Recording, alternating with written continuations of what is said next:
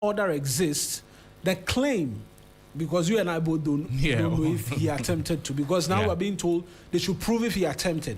The claim to have attempted to withdraw funds would have been in violation of that freezing order. And it will be then the basis for the arrest which has happened. Then it will also be a basis to arrest someone even though he's been given leave by the court to travel and go and see his doctor. Because the fact that the court says, oh, you are free to go, doesn't mean go and commit a crime in court, right? And so it will be the basis upon which all of the other matters will stand. But if there is no freeze order, then where lies the claim that you are attempting to withdraw funds from a frozen account, and so we are picking you up? Where lies the basis to arrest the person? And mind you, when the police is picking up somebody, there is something called Miranda rights. You must read it to the person why they are being arrested. They have a right to remain silent, whatever they use against, blah blah blah. We see it in a lot of movies. It is fundamental, right? If the police is arresting you and they are not serving you a basis upon which you are being arrested, your lawyers can argue that is false imprisonment if the justification as to why you're being arrested. But in this case, that's been provided, and so that is completely out of the window. But that is what I think. So still a bit more in terms of questions. There's a lot of clarity that we need to get. And Patrice, I'll come to you in a moment. Mawuena, so with what we're looking at, is the state concerned mainly about the account? I mean, the frozen account or otherwise, or the fear that both access to the frozen account and the travel create a higher risk? Here's how I want to look at it. And this is going with the present AG's argument. And so there are a few things I want to lay as premises. Going with the AG's argument will assume that, or we'll have to operate at least per this conversation, that a freezing order exists, blah, blah, blah. And this person is seeking or attempting to, the AG's words were empty. That's what Dr. Sremsai used. He says he attempted to empty the account. When we've frozen the account, we've frozen it because we believe the proceeds are of a bad fruit. They are questionable. Yes. And so we are holding it until the determination. If it turns out it is questionable, it will be taken back into state coffers, or it will be within the registry of the courts. The court will make orders which will determine how it is used.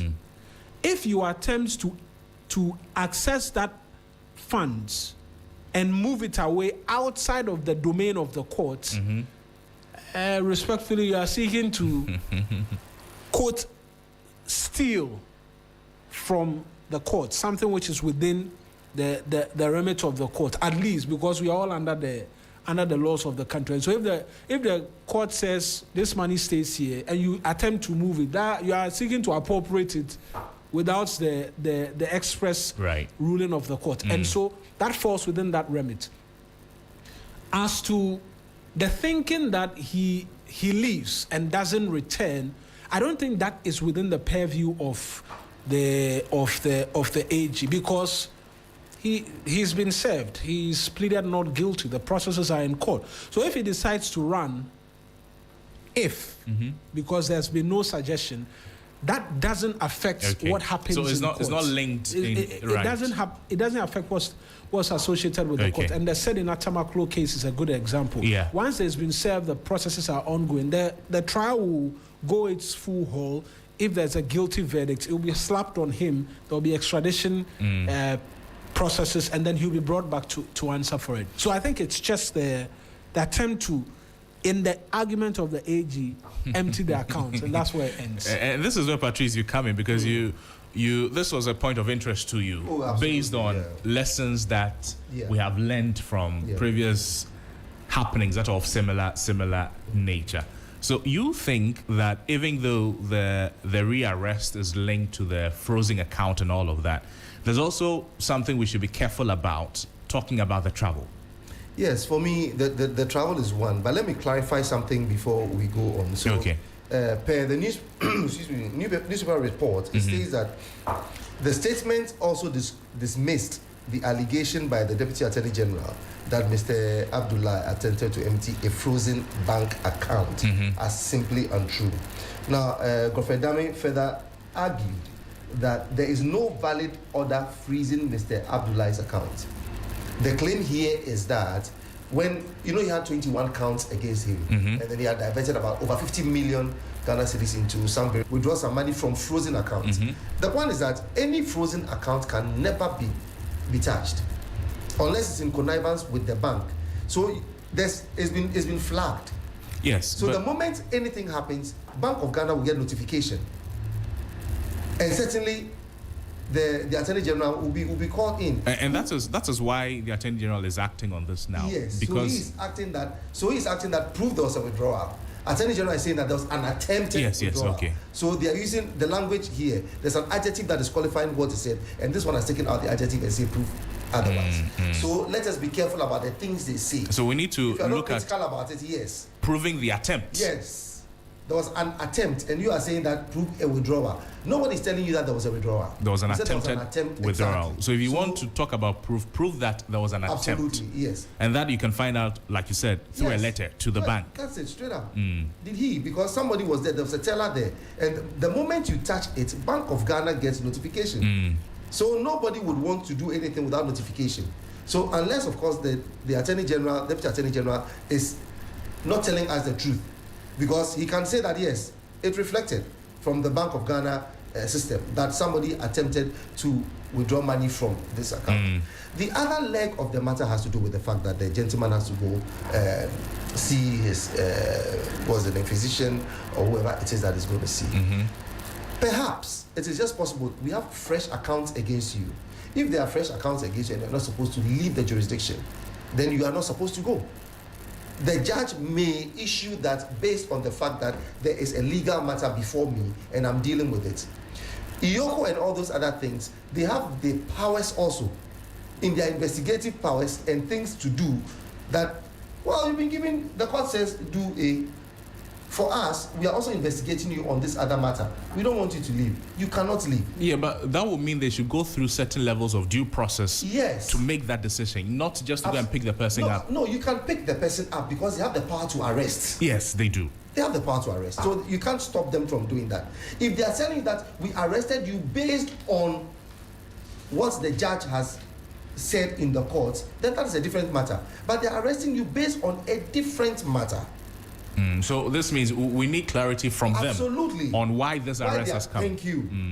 So they may not be wrong in arresting him. Okay, but they have clarified that it's coming from the attempted withdrawal of the funds. From so the money. No problem. So, that's it. So they have to look into that. If it is clear that he didn't attempt to do that or he never did anything of that sort, then he's free to go. But my point is that let us stop at all the points and deal with them. That Iyoko is not wrong, or whoever it is was not wrong in arresting the gentleman at the airport, based on the fact that he had been granted permission to go out to see his person. The other thing, which is the third leg, has to do with the Oforiata example, the Sentinel Tamaklu example. That anytime these people, so-called politicians who are given positions of authority, have issues in the courts that has to do with embezzlement of funds and all those things, and they are let loose to leave the country or to leave the shores of the country, they abuse it. Exactly. I see. Let me invite into the conversation Fad Osman is the MPP communication team member. Osman, good morning to you. Good morning, my brother. It's good to see you. How are you doing, sir? Well, by the grace of Allah, I'm doing very well. Good to know. Good to know. Well, thank you. Thank you. Thank you for joining us. Thank you for let me start off from you with this question. How should the public understand or interpret the recent happenings concerning the rearrest of Mr. Wahab? All right, thank you very much. Before I begin, let me use the opportunity to say a good morning to your listeners and also to the flag bearer of my party, His Excellency Dr. Alhaji Mahmoud Baumia. Let me send a very special good morning to him. And to my brothers in here with me, let me say good morning to them. And with their question, I'll pick it from where my two brothers already ended and also make some quick clarification and add up. I believe what happened over the weekend, from where we sit, we see this as an unlawful exercise, very much of a political showmanship, just to create a certain narrative.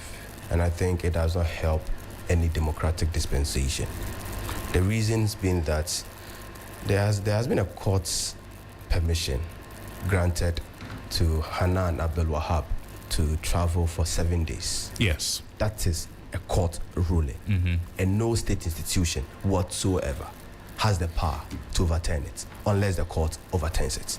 So I think the clarification my brother gave, that the Iyoko has the right to arrest. What he said is that in the face of a court ruling, I think we should be very. That's not what I said. Patrice, I'm coming. Right. So what he said is not saying Iyoko can overturn the court ruling. Can arrest. But Iyoko can arrest based on other things. No, other things. When this ruling was made, there was an argument from both sides in court. I get in the point. There were argument that was led by Dr. Srimsai on about representing government, right? The Republic. State. Whilst the lawyers for Habib Abdul Hanan also made their case. And on the face of the evidence presented to the court, a judge makes an order. And that should be a determination. It granted. Please. Granted, made an order is the same thing.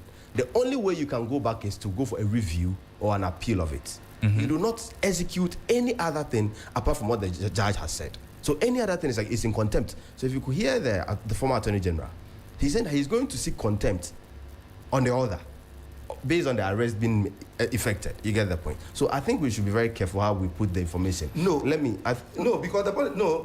Don't misconstrue what I said. I'm not misconstruing. You said that Iyoko can arrest. They can arrest while there's a court order. That is a different matter. So there are so many investigations. So the point is that Iyoko can cause his arrest. While there's a court order, yes, granting the permission for him to travel. To travel on something. So in court. If Iyoko finds anything fresh or anything, no problem. Let me proceed. You see, let's be very careful how we put information out here. You see, I think it's very fair for me to say this, and also where it's narrative we are trying to push this morning. Right. So sometimes if we are not careful, there will be some narrative being pushed out to create a certain impression in the minds of our listeners this morning. And also to say that there have been some past experiences where we've given people on trial such opportunities and they never returned. I also want to state that we've also had past experiences where Dr. Stephen Opuni was granted similar rights. Yes. He came back. Honorable Dr. Collins Dauda was granted similar. Even our current finance minister was granted similar rights. Yeah, so people go and come back. People go and come back. But people go and don't come back. People go and come back. We've had a lot of people who had returned. Yes, but to face trial. We've also seen people who go and never and don't return. The narrative said that it might not create the impression that the gentleman had an intention of running away. Fair enough. You get the point. Yes. Now let me go back to the details of the issues. You see, I am very happy how the discussions has been so far.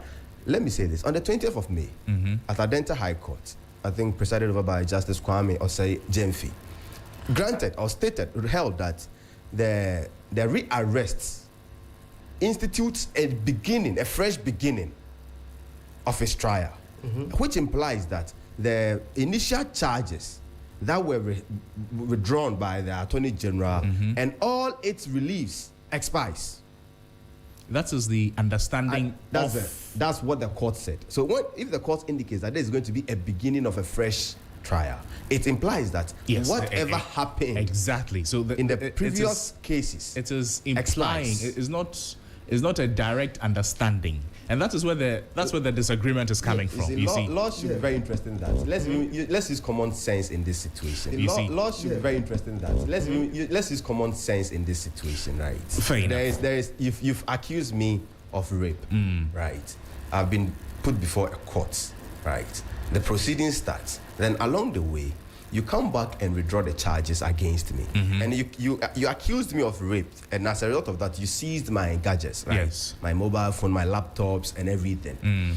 Then we go to court, and at the back of that, you come back and tell the court that I am no longer interested in the rape charges, so I want to withdraw them. The court grants you this relief. you withdraw those charges. Then you go back after a week, you come up with a new charges. That is not the rape charges. It is only implying that if you've withdrawn the rape charges, whatever evidence leaves of court, whatever applications we made with the initial charges expires with your withdrawal of that case. Yes. And I think that's so the frozen of accounts. I think that's a good induction to make. The frozen of the accounts. Let's also put it in a right perspective. The lawyers for Abdul Hanan indicated that they've written to Iyoko when the court made the ruling that this is a beginning of a fresh process. They wrote to Iyoko, indicating to Iyoko that this is what the court is saying, and as a result of that, there is no valid. That's what the former AG said. There is no valid application or valid evidence to prove that his account has been frozen. Or should be kept frozen. Yes. But what is important is this discussion. If that's why I come back to the political showmanship. Let's even admit there was an attempt. There was an attempt, right? The court made a ruling on the 24th. And he was to leave on the 4th of July, right?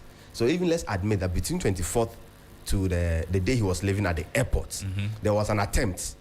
And Bank of Ghana signaled Iyoko, right? Let's even admit it. So are you telling me that they had the signal on that particular Saturday night? Is that the case? No, is that the case? I don't think we can. Is that the case? I don't think you guys have been doing it all the time. No, please, Both NDC, NPP. No. I'm coming. You guys have been doing it all the time. I don't think that's. It seem as though it is respectfully. You guys have been doing it. Respectfully.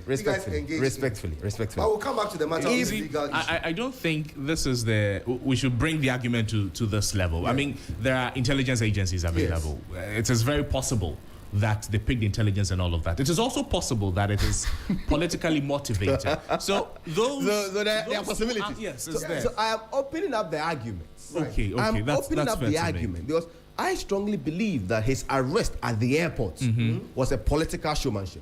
That's what you think. Good. A political showmanship.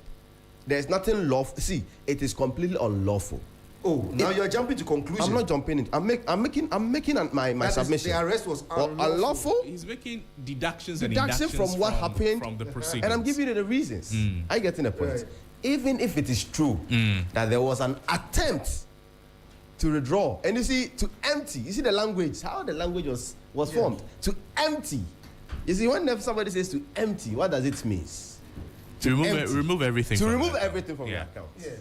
You see, that is very dangerous for this kind of. But the point is that you and I do not know exactly what it is. So respectfully. I agree. I know where you're coming from. So I agree with you. Where am I coming from? I'm not saying you're coming from a certain point of view. But I'm only saying that you are trying to also get the fact right. But what is important is that let's also say this. You see, nobody's about the law. Nobody's about the law. It's important we know how we put up some of these issues out there to ensure that we do not cause a lot of public disaffection. Just like my brother said, not long ago we had the Sednam Tamaklo example.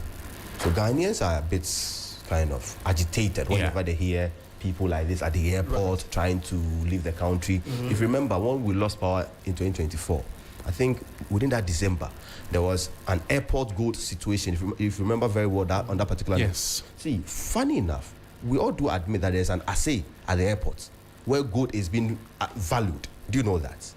Are you aware of that? Are you aware of that, of that facility? This facility was commissioned by President John Dramani Mahama in 2016. A facility at the airport where gold is being weighed. The quality of it is being checked at the airport. 2016. But in 2024, when Bank of Ghana took some gold debt for the same exercise, we saw the kind of narrative that was pushed out. So it is always some way, if you're not too guided, you end up pushing a certain narrative, which might not be true. Okay. So that's what I'm trying to say. If indeed there was an attempt to empty, that's even the word, empty his account, I don't think they had a signal on that particular Saturday night. Okay, that's your induction. On that particular Saturday night, he was arrested at the airport. So now you are trying to direct us to when they are supposed to pick the person up. Number two. Let me tell you, that's a modus operandi of all of you. Where was Chachuchi Kata picked up? Was it not church? All right, yeah. Exactly. So was that right or wrong? So if it was wrong, Great. are you also trying to say? No. Are you also trying to say that indeed there was an attempt to empty his account? You see the wording, empty his account. He's on trial. He's at the airport. See, he's emptying his account. he's on trial, he's at the airport. Yes. Just put everything together. Yes. Thank you very much. It pushes a certain narrative. That's what you're saying. So that's the political show. It's true. And Patrice, what you're saying is also Don't true. Don't frustrate us to come and sit down and talk about, with all due respect, the nonsense that you guys do time and again. Because when you come into office, you don't streamline the way Yoko and all those other agencies are supposed to work, BNI and all those things. You don't streamline it. You leave it hanging. Then when NDC comes to power, they also come and latch on it and then do the same thing. So every now and then when you listen to radio or monitor media, you realize that it is the same language, the same Rambo style. Same actors, different How long are we going to go that? Anyways. No, but you guys stop it. It's up to you to stop it. The NDC communications team member, Abdul Razak, has joined us. Abdul, welcome. Good morning to you. Good morning, bro. And while you were on your way, I hope you were listening to the discussions. Yeah, actually, to a certain extent, I was listening, but my car have to break down. So okay. We'll tell you what the position of the NPP. So Fad is saying that what has happened concerning Abdul Hanan, the former NAFCO CEO, and the rearrests over the weekend has huge political undertones than merit-seeking or merit-holding objectives. That the arrest of the former NAFCO boss was just done for political reasons. I don't know how you respond to that before we get into how you also interpret his arrest. Okay, let me say good morning to your lovely listeners and then to my brother. He's my countryman, though, so I understand. Seriously, I'm marveled by my brother's inducement that maybe it's for witch hunting or maybe probably it does not have any merits chasing Hanan and that kind of thing. Frankly speaking, my brother, who is a young man, Hanan is also a young man who has been given a portfolio to prove that young men in this country can also be in leadership positions. And Hanan did this, and we get a youth like my brother to come here. Instead of trying to affirm what Nanado told us in 2016 to protect the public purse, and to the extent that Nanado even promised that he's going to use the ANAS principle to make sure that whoever, or in case if you want money, go to the private sector. I think, my brother, that was the narrative that he was supposed to even help this government, whose agenda is the reset agenda to change things that how we used to act in public office. We should just abandon that and do the new things. If my brother's description or how you understand what we are doing to be of maybe political persecution or whatever you can call it.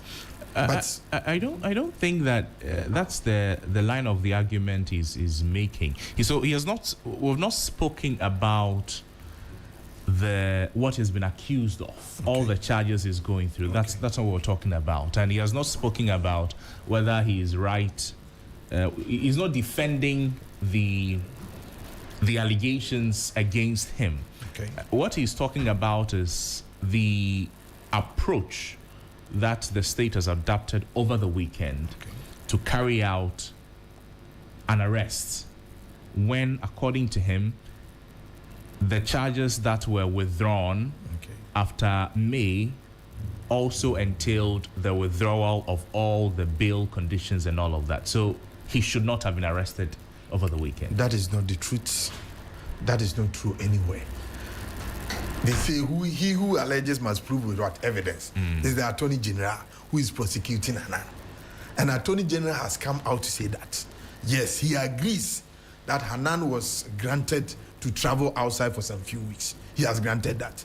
But on this particular arrest, Hanan had done something of which is only the Deputy Attorney General who knows what Hanan did. And what he is saying that Hanan was just trying to empty his account at Labwani, the Republic Bank.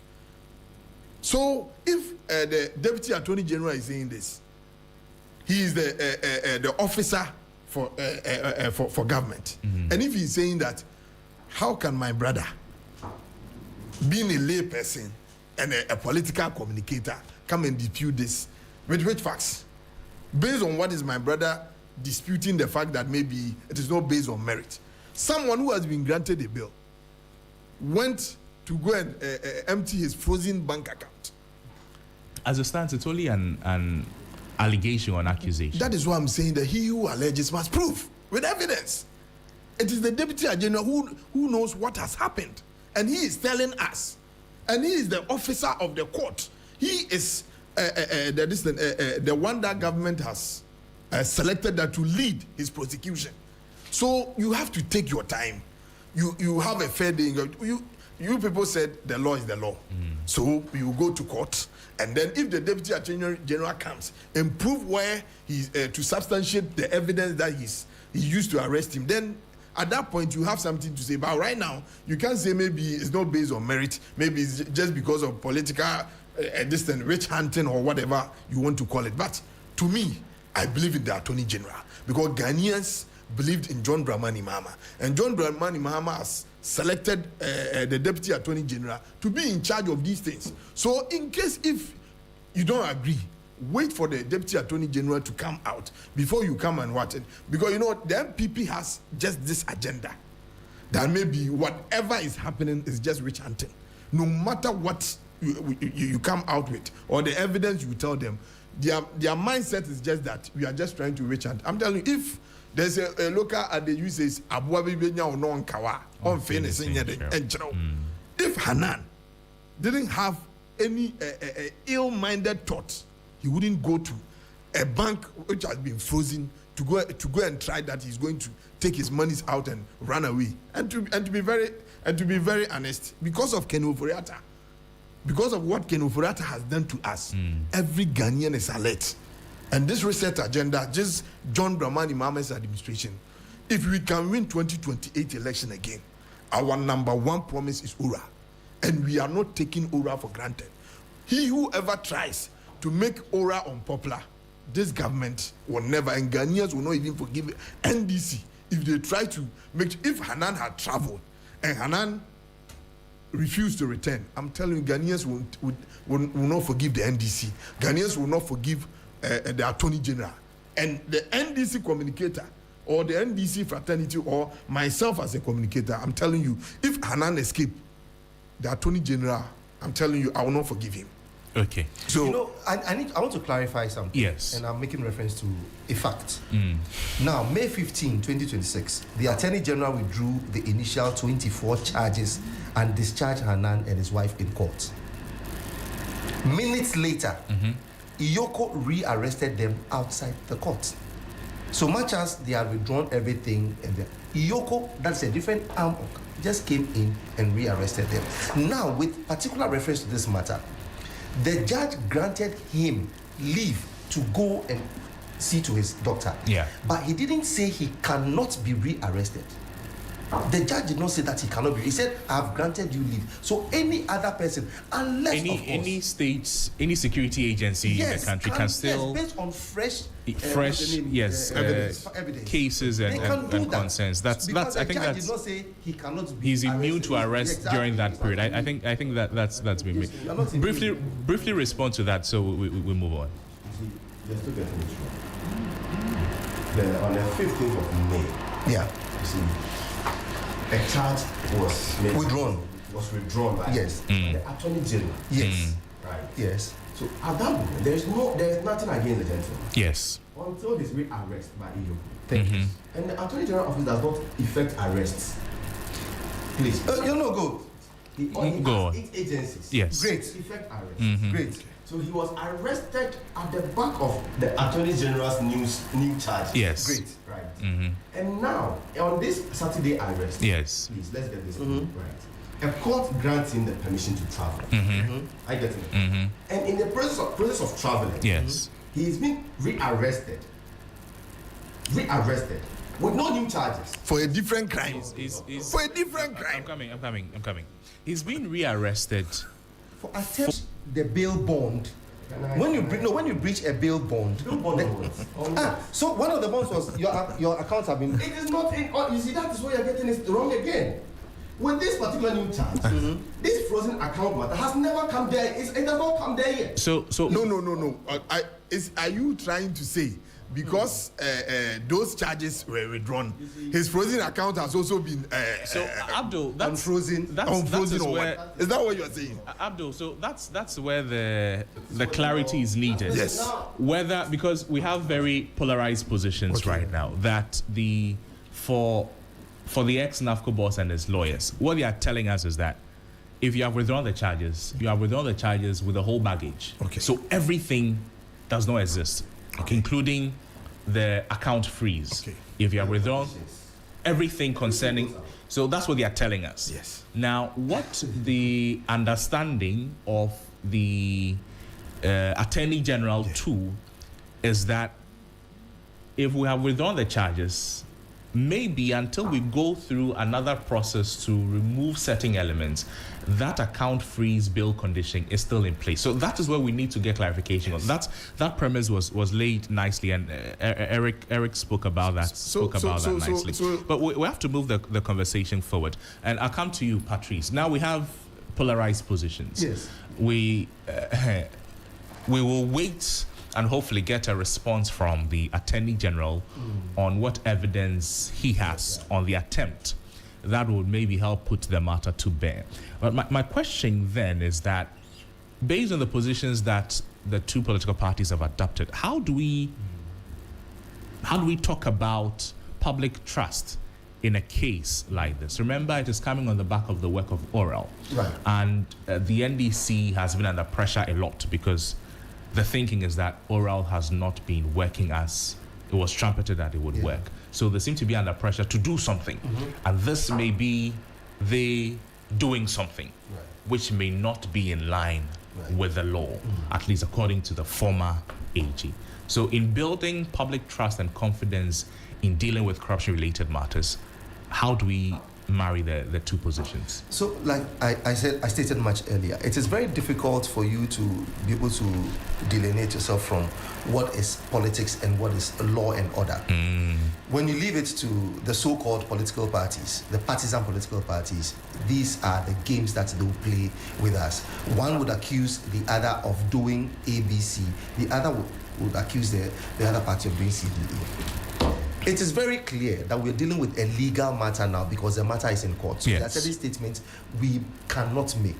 We can only speak on the peripheries, as in facts of the case. I'm not going to go deep into it. Number one, if a political party has promised its members that based on the information that you threw around at the time of campaigning to come to power, you said person A had this building, this person had that money, this person had... It was a lot in the ears of the Ghanaian. Now you are in power and thus far we haven't seen one. What would you be expecting? There would be pressure. But the pressure that is coming, who was the one who instigated this pressure? Were you just using a lot of cases just thrown out of like knee-jerk? Was it factual? So now that you are being faced with the full rigors of the law, you are telling us that we need to take your time and go legally. How do you expect your members to understand that there's a legal process if you are at the helm of affairs? You need to prove. That is one thing. That is the pressure that is on the NDC. Yeah. What is coming from the NPP is they are trying very hard to hold back on some of these things. And you know, a court matter, or when matters go to the court, there are ways you can dribble your way around a thing or two. Prove this, provide this, show this. And if we are dilly-dallying about it, the Ghanaian is the one suffering. One has to prove a point to its supporters that we are doing something. The other is trying to defend the fact that his people were not corrupt. But you and I know that they were exceedingly corrupt. That's very unfair. No. That would be an accusation, you know. Until it is proven, we'll not be able to get it. It is this allegation, alleging, and all these things that makes you see. We try to sweep everything under the. Why? Want to sweet talk let me everything. just ask: why is it difficult for Ken Ofori-Atta to come to Ghana? Why is it difficult? Why is it difficult for him if he knows? He hasn't participated. Hold on. If he knows he hasn't participated in anything, that because there are certain charges that they say, come and answer. His lawyers have given reasons that they think it will be a political witch hunt. What is political witch hunt? Are we not in a democracy? And then we know. Are we not in a democracy? So I don't need that because on the face of it, everybody knows. No, you're being very, very unfair. I'm not being unfair because very in your mind you are thinking that anybody who acted within the space of your political party was a saint. Have I made that pronouncement No. here? No, have I made that pronouncement here? No. Patrice, But you keep making allegations with no evidence. Business allegations. And you still want everybody With to no accept evidence. your allegations By have no been true. evidence. Where is that evidence that the NPP government was a corrupt government? Where is the evidence? No. Provide any evidence. You've made such That's allegations not here. what I That's said. what you said here. No. You've said that here. No. So Yes, you Patrice, said we can't Patrice, call you I to said provide the evidence. NP No. I'm Listen, coming. If my brother wants us to give him evidence that the MPP government Gentlemen, is hold the on. most corrupt government. Hold on. The corruption perception index is there. Abdul, hold on. No, the corruption. Abdul, hold on. Allegations. Exactly. Allegations. You've called in cancer. In the history of Gentlemen, this country. So this is what we're saying, that until it is proven, yes. until it is It's an proven, they allegation. remain allegations. But haven't we seen things? Seen what have you seen? And that, we have no, a- wait, Abdul, I'm coming. Allow me to play my grounds. Until it is proven, Yes. it remains allegations. That's And all. perceptions So can are be you telling me false. that the Auditor General is a liar? In what regard? The Auditor General is not factual in the kind of information he puts out there. Auditor General has come out to tell us that somebody was paid 83 million cedis to renovate stadium. 3 of them. They didn't do any work, yet monies were paid. People were given contracts to construct roads. They were not constructed, yet monies were paid. So many other things were Somebody paid has for. been given They had- 30 million to go and plant maize. Abdul, allow me to finish. He has agreed to come and pay the money back. Let Is that Patrice not talk, and corruption? after that, I'll come to Mawuena So for I a few am not things. going to hide behind any veil because I don't belong to any of their dispensations. Okay. I am speaking as a Ghanaian who is so much concerned about the fact that both between the two parties they've taken $700 million to clear Accra of the flood-prone situation. You took it from World Bank. Have you delivered? He did not deliver. He did not No, deliver. but I am let's speaking from go. the middle point. Yes. And I'm saying the count against Ken Ofori-Atta, what are those counts? Is what's the name? The haircut and so on not a part of it? Is he not supposed to just come and say that, oh no, I did it in good stead. I did it in good faith. Why are you not coming in? Because there's something that is corrupt. The 20 charges that were raised against what's the name? Annan. It is here on my phone. I can read those charges to you. You get it? And the point is that why should we run away from all these things? Because it hurts you. You think that it is wrong or it's an allegation. Or because it suits you, you are excited about it. The pages will flip. Somebody The has pages could justified flip. somebody's actions. No. No. Patrice, talk to me. Yes, Talk to so me. that is my point. My point is very simple. Let us stop. Otherwise, day in, day out, again, like I said, you become repetitive in all these things because person A will do it and get away with it. Person B will do it and get away with it. And he was depending- giving examples of the fact that Oponi and Co were given the chance to leave the country and they came back. But he forgot to mention, what's the name? Oliver. Ken Ken Ofori-Atta. Ofori-Atta. Yes. You get it? Which is a very significant and key thing. Yeah. Ken is a star in the game because the finance minister is quote and unquote the president of the country. Because all the monies, everything that runs a country is disbursed from the office of the finance minister. Okay. Let me now He's bring. the pest keeper. I'm coming. That man has run away. Let me bring Eric into the conversation. Eric, you've listened to the gentleman. In fact, Abdul and Osman, they've been very parallel with the conversation, and then Patrice is also putting fires, accusing both sides. You have a point to make on what? Yes. So I think when I spoke earlier, it was in relation to the freeze orders. Right? Yes. Whether the withdrawal of the charges covers if we go it. back to October 22nd of 2025, the Attorney General announced a freezing of the assets of the former Buffer Stock CEO. Now, the story is on City Newsroom, it's on Daily Guide Network as well. Daily Guide Network's story is dated the 23rd of October. Now, it doesn't provide specific details as to a court order. All it provides is that the investigators looking into the matter, and I can read excerpts there's an exact quote. We have frozen all these assets and will be taking steps to have them confiscated by the state in the course of the criminal proceedings. Also, in terms of liquid assets, we have frozen a fixed deposit account belonging to Mr. Annan containing 10 million cedis with Republic Bank, Laboni branch, Accra. Additionally, we have also frozen several vehicles and over 61 luxury handbags, he revealed. These were the asset freezes as announced by the Attorney General. What I know with respect to working legislation on asset freezing, specific to the Office of the Special Prosecutor, is they have a time period of 2 weeks after which they go to the courts to have that freeze order affirmed by the courts. I don't know, I'm a bit blank here. As I've been seated, I've been trying to find what the working legislation is with respect to the Attorney General and the other investigative bodies. I am tempted to say there will be a linkage or similarities, but I will not draw that conclusion here.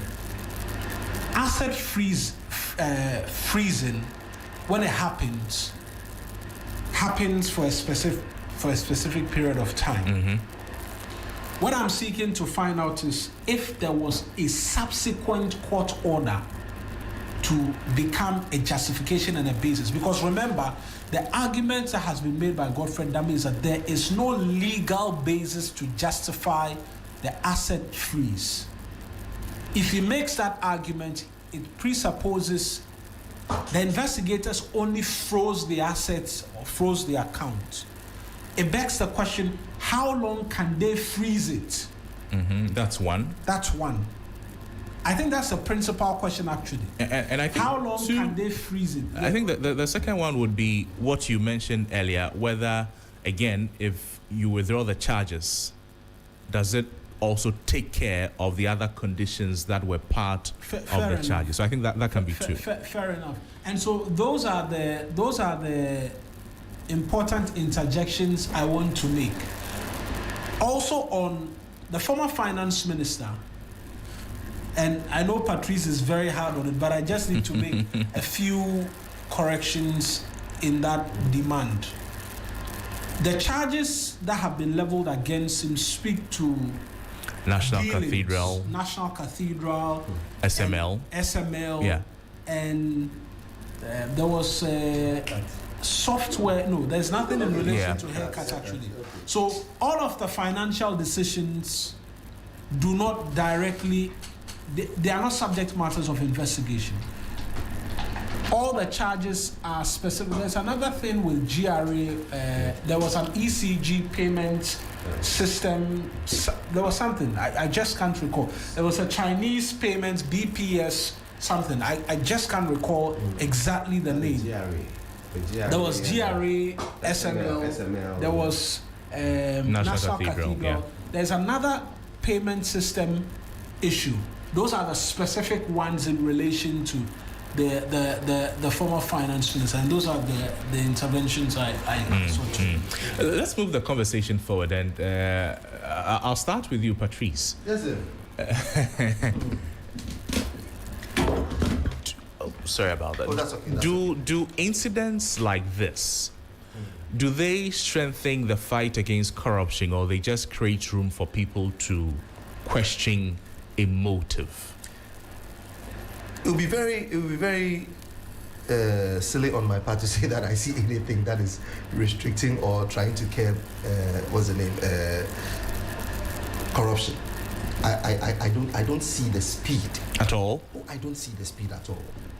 I don't see the speed at all, because the point is that, look, corruption is corruption. When somebody participates in something that is corrupt, it is clear for all of us to see. Sometimes you may say that, okay, yes, because of issues of law and going to the courts and doing what is supposed to be routine, some of these things will delay because it's about evidence that you need to provide to that.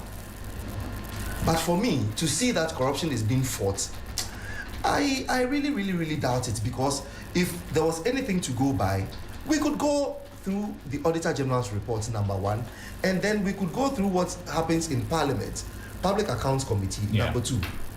So if in all these things we don't see anybody being surcharged or many people being surcharged, people arraigned before court, people incarcerated, people being expelled from work and all those things, no punitive measures are in place. Oh, go, don't do this again. Never do that. Media houses will go on air and read what an assembly would have, Mani's assemblies have squandered. Sitting alone, they took 10 million. Going to this, they took 2 million. And then we just leave the information bare. Nobody is brought to book, because when you do it, your party people will tell you that, why are you prosecuting your own party people? When it happens like that, the other people, they didn't do the same thing. When you don't do it, the other party says that prosecutes them. When it happens and you lose your elections, they say you were not wise enough. You should have protected your own. So for me, who is fighting against corruption? Who is fighting against corruption? Sorry, Mawuena sought to put clarity on it. Let me also clarify that. So the point is that what's the name? Attorney General had actually said that they had frozen the 10 million cedis that he had at what's the name? At Republic Bank. Yeah, the Republic Bank. Sorry. Yeah. And then some assets that were outlined. So he is trying to fight that one back. So the frozen accounts are still frozen. Well, that's yes, they are still frozen. Nothing has unfrozen it. That is where the NDC will disagree. But Mawuena, just the for MPP will disagree. The MPP will disagree. Mawuena, just for education, so that we all know. So Kenneth Foriata, there's the ECG BXC contract termination. I think that's what you're looking for. The National Cathedral project is also there. There's also the bit about the ambulance procurement contract 307, and then the GRA tax refund account. But gentlemen, let's move the conversation forward and talk about other things. I'll flip the questions for you, Osman, and the NDC rep here. For you, Osman, you are with the NPP. My question to you is, how should opposition communicators, how should they respond without sounding like they are defending alleged wrongdoing? Well, that's a very, very important question, because I would ask the MPP your question. I mean, the NDC your question. Because I think we have a country to build, and it's everybody's responsibility to contribute his quota towards the development of this country. Likewise, it is everybody's responsibility to ensure that the right thing is done to all manners of persons, irrespective of an opposition person, irrespective of my enemy, even if that's what I assume the person to be. It does not also mean that when some people are being persecuted, we should sit back and say they have been charged with corruption allegations. And because we all frown upon corruption, we should allow the wrong things to be done to such persons. We should know how we will draw the line. We should be very guided how we will draw the line. But do you blame? It is fair to prosecute. Do you blame us? I mean, it's coming from you people. It is you who have built that. See, I like the way you put it. It is coming from you people. Just like my brother started his submission. If you heard him and you tried to correct him, he was trying to create a certain impression that Fard is on your show justifying wrongdoing and corruption, right? And making case for oral and everything. Okudjeta Blakwa told us that 21 billion Ghana cedi was in Ora. You remember? You remember very well. Yes. When Attorney General took over, he told us that figures is not coming from him. It is coming from Okudjeto's own imagination. And as we speak currently, that figures has not been proven yet. Again, when Attorney General was making the charges against Annan last year, he said something. See, he said something interesting. Something very interesting. And this is what he said. I'm trying to quote what he said. He said he has not been an incompetent lawyer in his private life, and he do not intend to be an incompetent lawyer in his public life. Therefore, he's taking his time to go through these charges. That is the charges being withdrawn. You see the concept? So we should be very careful. Me, I have nothing wrong with Kenneth Foriata coming to face the law. Okay. But my concern is that, you see, a lawyer said something, extradition MPDD. And I'm going to emphasize on this. See, this extradition for Kenneth Foriata might not succeed. And the reasons that, and if it fails, we should blame the NDC government. I'll give you why. You remember February last year when we had this gentleman, what's his name, Japa, and his team going to Kenofarate's house at cantonments, unnecessarily, uninvitedly, with marksmen to search his house. You remember that story? These are some of the situations that was going to cause government on this particular case. I'll not go too far. Last week, I'm told there's court-granted extradition of one young man in this country, right? Do you know why? After that interview granted on one of the platforms, extradition in PDD. So please, we all want the right things to be done. How do you draw that conclusion? We all want the right things to be done. But please, in doing so, we should also protect the right of every citizen. That's if he's alleged. If I'm alleged this morning, see, I'm in politics, and I'm also saying this tomorrow.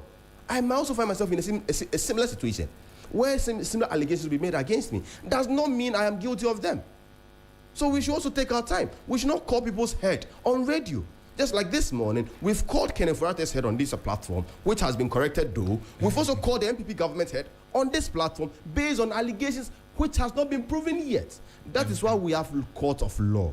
We should permit our court of law. We should permit due processes. And doing so, we should also protect the rights of citizens. Innocent proven guilty. Okay. We have a court. You see, we have a constitution. A court, our constitution gives, that's what it said, innocent until proven guilty or pleading guilty.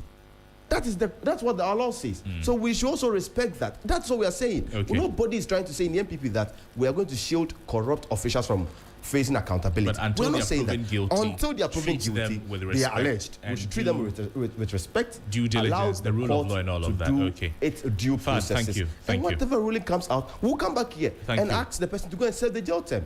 Until that is done, respectfully, my brother, it is an allegations and it will still remain allegations until proven in court. Thank you very much. Some may never be proven. Some may just be the 21 billion as we speak currently is still missing in their report. Thank you very much. Abdul, my question to you is, for government communicators, how should they speak about this, okay, without sounding like they have already convicted the accused person, when, picking up from what Fad is saying, when we're not done with the process? Before I come to your question, I want to, as I say, radio. Okay. And I will plead with Mawuena and Patrice to help me understand this statement.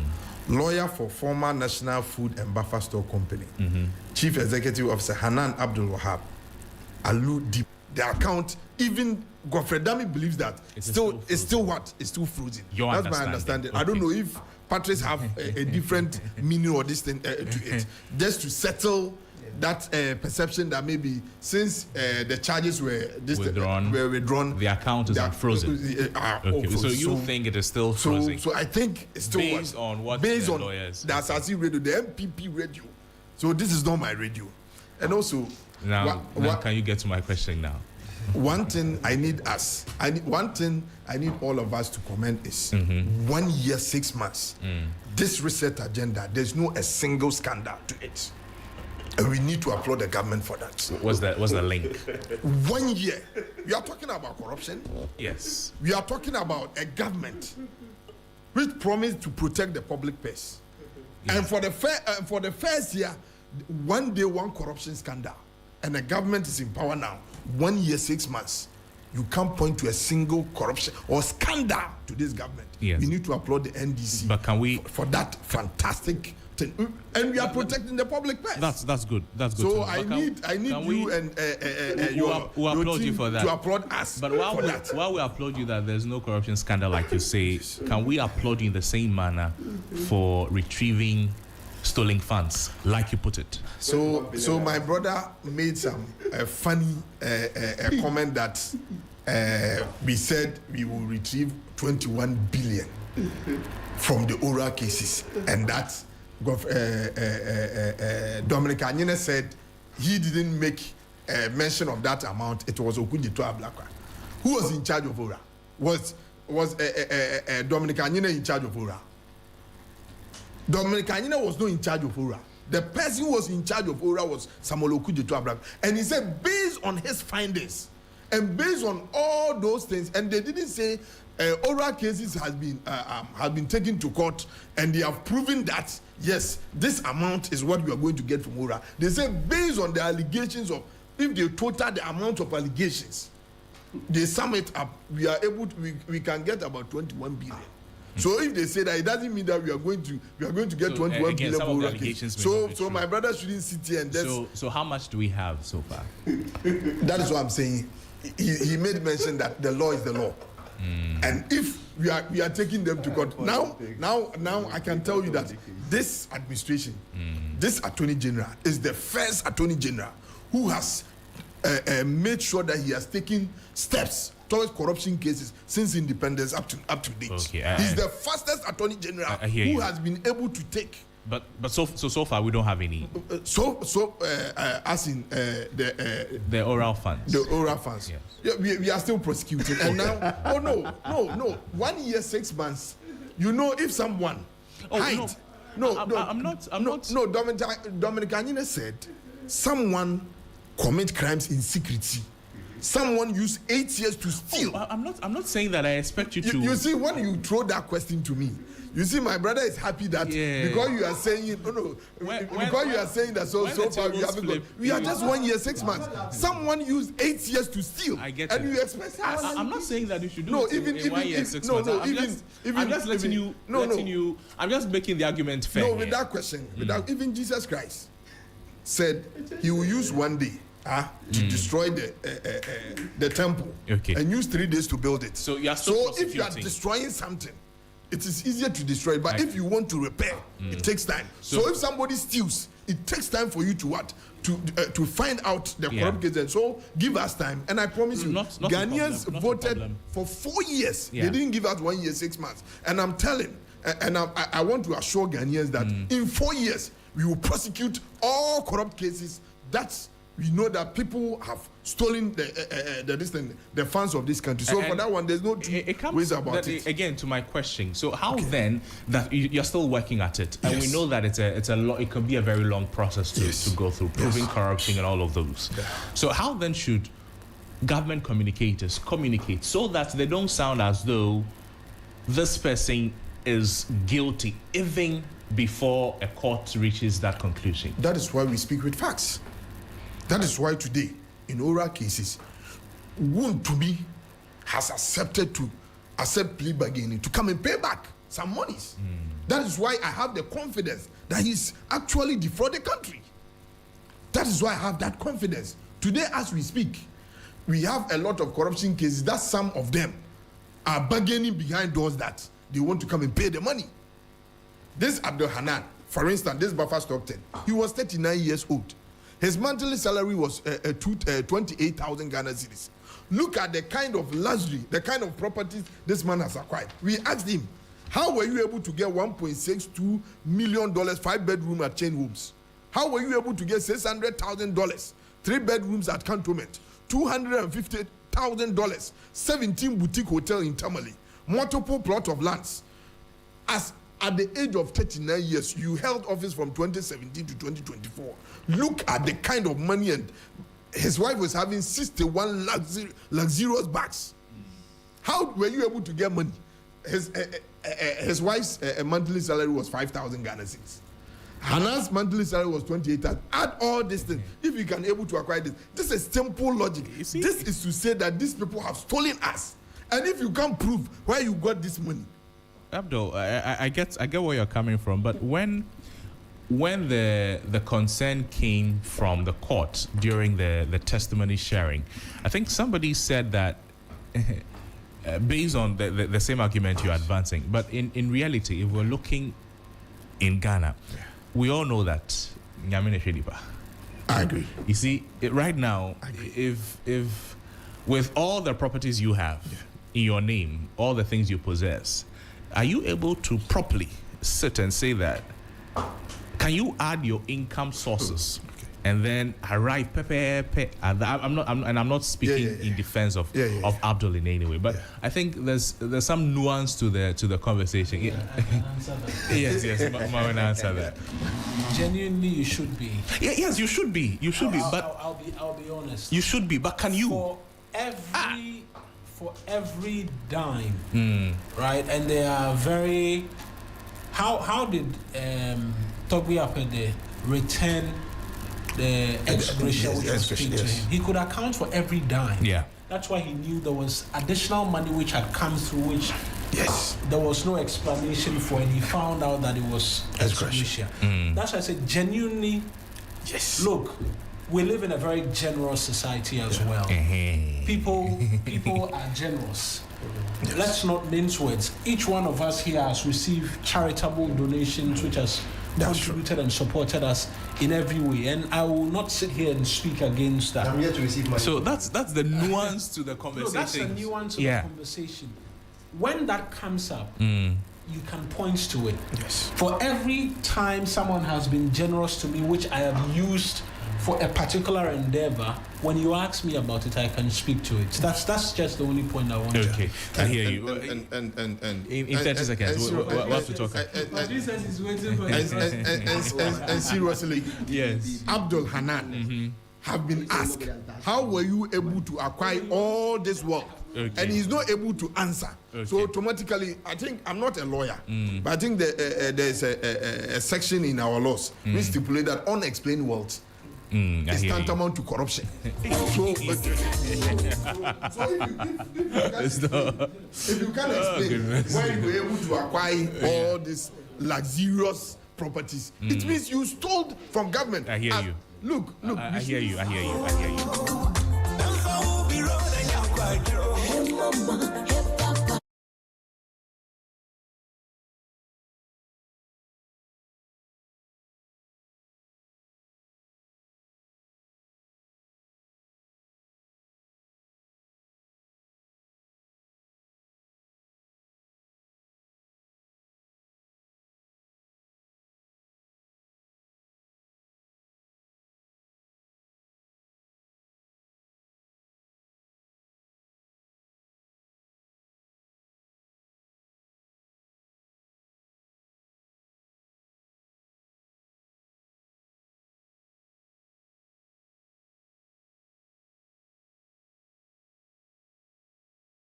But we'll have to talk about other subjects this morning. And this morning we touched briefly on it as well. We're talking about the military-led team to deal with the flooding crisis we have in the country, particularly in the capital, Accra.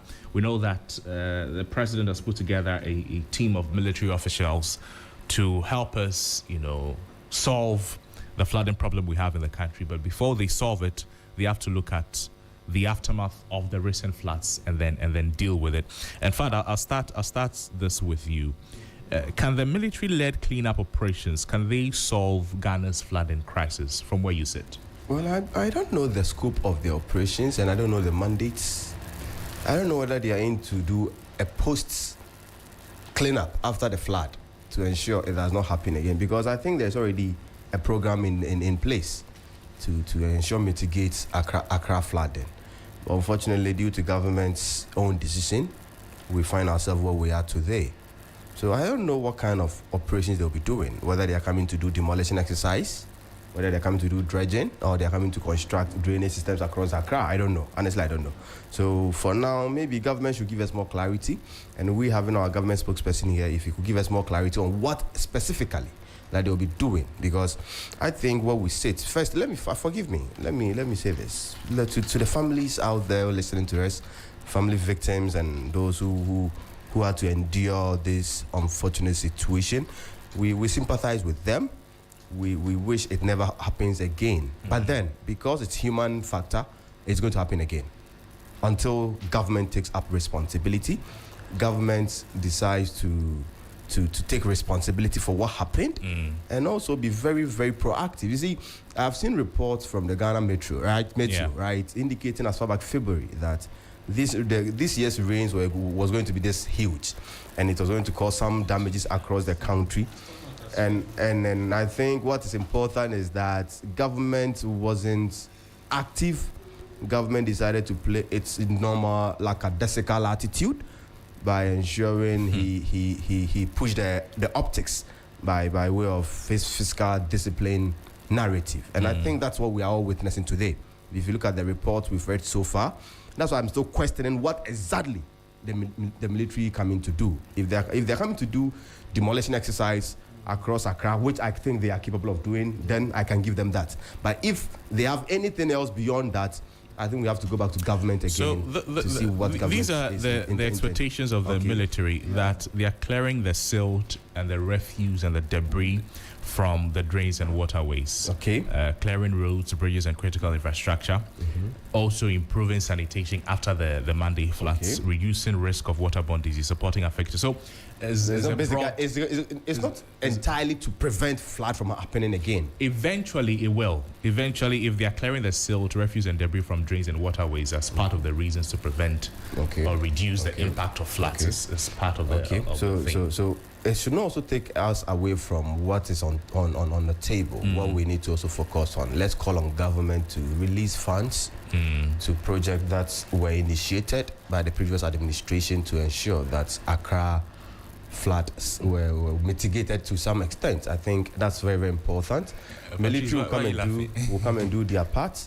But if government still decide not to release those funds to ensure the completion of such projects, I think we'll still come back here again in August or next year to have the same discussions. Where we find ourselves, it has been very obvious. The reports out there, everything indicates that it's a government decision that has brought us to where we are today. And when you say government decision, do you mean one government or successive governments? Yeah, we can tell from the Bank of Ghana's reports on the project that this current government between 2015 is the reason why we're experiencing decided not to release funds for the construction and continuation of project to mitigate project, for instance. To mitigate the Garrett project. Okay. It has 2015, right? No, I said 2025. Okay, I had 2025. The World Bank thing is from 2025. Yeah, but so what I'm asking you... You're prepared, pal. You prepared to do the... Your own Attachia. Fad, what I'm asking you... Please. 200 million. Why? So, I can respond. Okay, it's the same thing. It's the same thing. No problem. Yes. Okay. So Attachia had $200 million from the World Bank. So that's why I was asking you whether it's just this government or successive governments. Attachia had 200 million from World Bank. You see, let's also understand that whenever you are to execute any important project like this, it does not start by just going to take on that first day. It starts from somewhere. See, and I'm going to give you a breakdown. My concern is how you want to. I don't want to say defend, but explain. I'm not defending the role your government played away. He puts pressure on the current government to do what they're supposed to do. So now I'm going to say this. He asked a question specifically. What Attachia did with the $200 million US dollars, and if this current administration had continued. Now you do get the concept now. There's a previous government. Very good. So I'm going to give you. Before Attachia came in, the NDC had secured $500 US to do the same work. They didn't do it. Oh yes. From what project was that? From World Bank.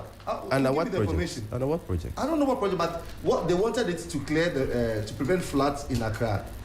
Then Attachia, I remember at his vetting, says that we need $700 million US to ensure that flooding in Accra is truncated completely. And then he comes and then he accuses the former government, the former NDC government under John Mahama, that they had secured funds but didn't utilize them. Nobody was prosecuted, as usual. Then he comes to power. He secures $200 million US from the World Bank to also continue the desilting and the prevention of flooding in Ghana. So there's enough blame to go around. So back and forth. It's not back and forth. What did Attachia do with the $200 million US? Very good. Thank you very much. I believe. Please, respectfully. Yes. Yeah. Oh, stop it. Oh no, I just don't want to have that. Respectfully, no, I like it. So what did Attachia do with it? Very good. You see, just like you indicated, the phase one, which was $200 million started February 6, 2020, and it was run to 31st December 2025. That was the phase one. The objective of the project was to improve the flood risk management and waste management in the Odo River basin of Greater Accra, improve access to basic infrastructure, and I'm going to give you the phase one. So the phase one, these are the details of it. So this is what government did with it. Government initiated the project by awarding contracts, which included. Let me give a few. I'm coming. I think that he asked a specific question. I'm coming. I just want him to give him some details on it. Yes. Then proceed. While at that, I want to establish that whatever happens, Yes. there will be marks, there'll be checklists, there'll be Yes. boxes you can Yes. tick for Yes. how Yes. much every government spent and where they sent the money to. On paper, it will be there, but the real question is the impact it had. So, and what I want to establish is that there's enough blame to go around. It is not. I was only pointing or drawing your attention to the fact that you said the current government, and I wanted to tell you that it goes beyond the current government. Successive governments have had roles to play to mitigate floods that they have not done. So we cannot limit it to just one role of I was government. answering your question until my brother, and you indicate that he's also part of the Yes, money he's- system. yes. So he dropped a question, which our listeners have already gotten that concept that Atachen took 200 million and did nothing. That's the assertion. Absolutely. And which is a wrong assertion. Okay, so- Very so wrong. prove me wrong. So I was proving him You wrong, need to and that mention is things. that is what I am. So I am in the There's process. nothing to mention. Oh, you see, If oh there's my anything brother. to mention, you the see- same carnation you see, oh, place flooded. You see, Well, I Aboso Kai, permit when you to Atacha make your got the money, points, but when flooded. others comes in and you do this, Oh, no, That- don't try is- to play victim. that No, is I why- don't like it when you play victim. that is why I'm saying that. Let us face on- the facts. That's why I'm Let saying us that. say it as it is. On paper, there'll be things that all the government will say they have done. We have spent this one here, we have done this one here, but Nina, you see, you ask questions. When I come We in can to go respond to you. before- Now, let me Let's move allow on you to from tell us what they there. use the Now, let me 200 move from there. Please. No, speak to You, us I the got 200 permit me. million. Yes, Fine. we'll If you permit permit me, I'll do Use that. what the I 200 have million. it. Let him tell I us. have the detail of the 20 200. seconds. 20 seconds. Oh, 20 seconds to talk about an item program. And This is it. You want me to give you detailed program? So this is the 200 million. This is the breakdown of the 200 million. So the project components. Component 1, that's the climate resilient drainage and flood mitigation measures. It was 92 million Ghana cedis.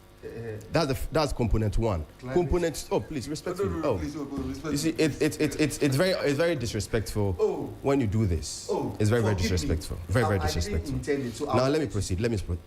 Component 2, solid waste management capacity improvement, $42 million. Component 3, participatory upgrading of targeted flood-prone low-income communities and local government support, 58 million. These are budgeted. See, these are program budgeted, finances released for them, and Parliament has records of this particular project. Now, the problem you have is that you've not seen physical projects putting up, and as a result of that, you question the usage of the monies. I can agree to you on that basis, but the question is that this project, this Bank of Ghana project, had phases, and the previous administration started 2020 with the project. Unfortunately, we left power in 2024. Another government continues from there. Decides not to. I am not kidding you. You do not. Stop them with all due What respect. is this? What is all this? You are not allowing others to make their point. It is not assigned to what? And I'm giving you releases. Are you telling me that what Atacha did with this money? We didn't see flats at where he said it has been used for. So please, are you going? You see. This is not a very good. See, my brother. If you are part of them, if you are part of, hold on. Patrice, Fad. I think what we are all talking about is the impact. Yes, various governments have had some monies given to them, or they have found or come across some monies. They have channeled some into various elements. On paper, we'll see it. But again, the concern will be the impact. We can go as far back as President Kufuor, when he was president, and how much he had up until right now. President Mahama has released 300 million cedis. In the next maybe administration of any government, will come back and ask what really that 300 million was spent on, and then we will find on paper ticks, marks, and areas where they were invested in. The real question then will be the impact. But let me come to you, Abdul. We have to go. So the work of this military task force, the same question I asked Fad about, based on from where you sit, Fad, and Abdul, from where you sit, if you look at what is expected of the task force, my question then is, can they solve Ghana's flooding crisis, or it goes a little beyond them?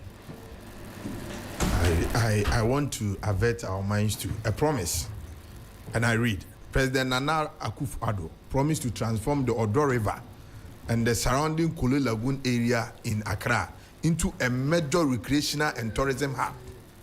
Unveiled during his inspection tours, notably in May 2019. This Odo River was a promise to the MPP.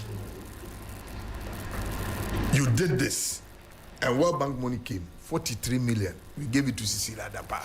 Oh, okay. Let me also counter you with this. Mahama's first era, sanitary, sewer, and stormwater drainage alleviation project, January 2013. Mahama cut short for this project, valued at $663.3 million. What I'm saying is, which project? I just told you. No, mention the project. Sword at which area? At which particular? No, you said he cut sword. I just there told should you, be a venue. Accra sanitary, sewer, and stormwater drainage alleviation project. So are you saying it was not done? The same way you are coming to tell him that I'm coming. I'm not even, and I just started. What I'm saying I just is started and he just jumped in. If we leave the two of you, I just started. Each other. No, it's not like accusation. This is not about accusation. Okay, so you can say that this he did not do. Former President Akufo-Addo did not do what he said he would do. That's the dredging. That why is it fair to compare an 8 years government to 1 year 6 months government? Is it fair? This is 2013. No. Look, is it fair? Is it fair? It's not fair. But I'm not doing 1 year 6 months here. I'm doing 2013. 2013. So 2013. President Mills and President Mahama. So if we have not done anything, we could have seen that in their time of office. Did we see such a flood in from 2017 to 20? Did we see such a devastating flood? So meaning something good was happening under President Akufo-Addo. It means somebody did the job. It means somebody had done something. If we never witnessed such floods, we didn't witness it. So somebody had done President something. Akufo-Addo was doing something good in Accra. Please. That's the whole. What you are mentioning. So this was 2013. When did the flood and fire disaster happen? He forgot. Under his own regime. Mohammed's first. That was 13 June. 20 what? 20 which year? Actually, 15. Under your own regime. That is fire and flood. Are you not even ashamed? No, listen. No. Gentlemen, can I politics, you see, because seriously, you are not even making me to even make my point. How do you make your point? You're not even making me make my point. It's like if you bring the question, I try to answer, then you bring a different question. Just to, on a subject like this, I just don't want us to do politics with it. Because we are not doing. But Fad was trying to do politics. It's okay. Fad is okay. And I'm trying to tell him that you can't compare an 8 years government to a 1 year 6 months government. That is impossible, and you are not being fair. Okay. And floods, nobody, no political party has control over floods. It just happened. You have to prepare very well. $350 million has been given to a particular government to make sure that this does not happen in 2026. And he refused to do it. And it has happened. Even the man-made flood disaster, which happened in the Volta region. These people, through the man-made the vote. The MPP people. What's the connection? No, listen. Is it not mixing everything up? No, is it not about everything up? No, is it not about floods? But you know recently there's another flood in Volta region. No, is it not about floods? That is natural floods. Yours was a man-made artificial one. You people, of which Nanado said, you have no shame. Of which Nanado said, taking Ghanaians for granted. They didn't even vote for him. That is why maybe probably. Keep on that tangent. No. Keep on going. Can I make my point? Keep on this tangent. No. We are not keeping on this tangent. Keep on going. It is unfair. Keep on going. It is unfair for you to mess up and expect us to use just 1 year 6 months to repair what you have what. If you had released the funds for the construction of the project, you see, this flood will have been mitigated. As I'm talking to you, look. If you had released the funds, we are not releasing the funds. We are not releasing money for Cecilia Dapa to get money under her bed. You see, hold on. and Abdul Razak and Fad Osman. This is the exact thing that I wanted us to prevent, because if we're not careful, and that is what happened in Parliament as well. In fact, your microphones are off. Your microphones are off. But our time is up, though. Our time is up, though.